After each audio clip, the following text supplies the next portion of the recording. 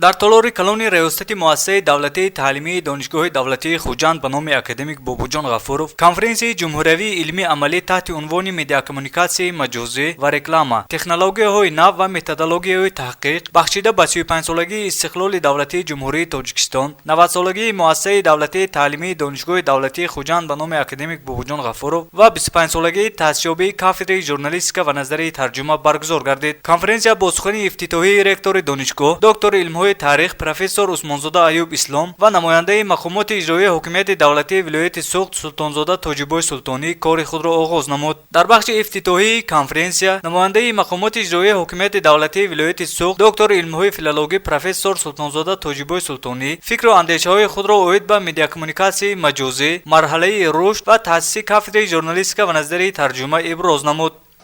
дар замони муосир ҷиҳати саривақт ба аҳолӣ расондани иттилоот на танҳо матбуоти чопӣ, балки воситаҳои ахбори оммаи электронӣ, шабакаҳои телевизион, радио ва интернет низ саҳми бузург мегузоранд.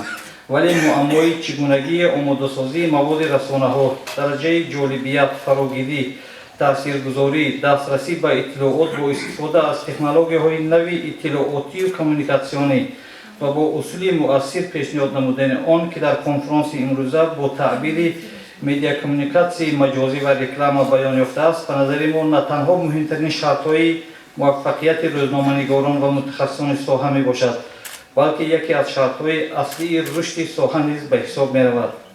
ҳамчунин вакили маҷлиси намояндагони маҷлиси олии ҷумҳурии Тоҷикистон профессор Бобоҷониён Раънохон Маҳмудзода дар мавзӯи риояи меъёрҳои байналхалқӣ дар маводи шабакаҳои иҷтимоӣ маъруза намуд. Вай афзуд, ки бо ба даст омадани шароити фароҳам ва дастрасӣ ба шабакаи интернет дар ташкили барномаҳои зеҳнии сунъӣ, ки барои дарёфти иттилоъи бештар мусоидат мекунад, қонеъкунанда нест. Гуфта шуд, ки таъсиси кафедраи журналистика барои мо шароит фароҳам меоварад, ки тамоми донишҳои зарурӣ, тарзи таҳқиқ ва таҳлили онро ҳамаҷониб аз худ намоем. ин ҳамон пойдевори асосии давлат аст ва ин пойдевори асосии давлатро бевосита журналистон мустаҳкам мекунанд. вақте ки шеър мехонем, вақте ки ба адабиёт рӯ меорем, ин ақли моро сайқал медиҳад, мо ба эҳсосоти зебоӣ дода мешавем ва мо ин чизҳоро барои худамон дарк мекунем. лекин журналист манфиати давлатро бояд дар ҷои аввал гузорад ва манфиати давлатро қотиона ва ҳадафмандона ва бо сухани бурову бо ҳамин эҳсосоти баланди ватандӯстӣ журналист гуфта метавонад. ҳамчунин фикру андешаҳои дигар иштирокдорони конференсия оид ба масоили медиакоммуникатсия ва технологияҳои маҷозӣ, реклама, технологияҳои нав ва методологияҳои таҳқиқ шунида шуд.